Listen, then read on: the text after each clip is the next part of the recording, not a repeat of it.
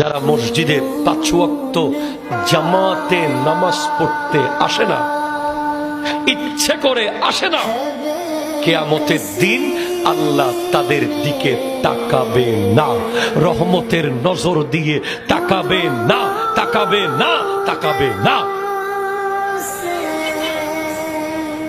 সুতরাং আজান হয়েছে, দোকান বন্ধ। কথা বলো ঠিক কিনা, জোরে বলো। আজান হয়েছে, গাড়ি বন্ধ।